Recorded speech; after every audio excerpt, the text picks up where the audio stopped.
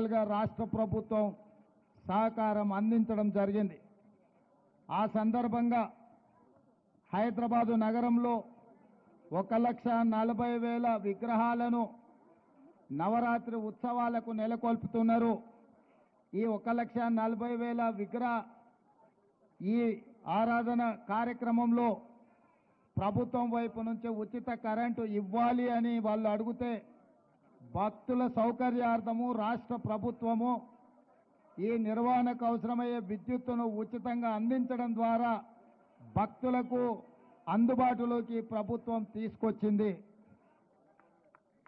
ఈ సంవత్సరం అత్యధిక వర్షాలు రావడమే కాకుండా అకాల వర్షాల వల్ల వరదలు రావడము, వరదలో ప్రజలకు ఇబ్బందులు జరగడము, కానీ దేవుడి దయ వల్ల ఆశీర్వాదం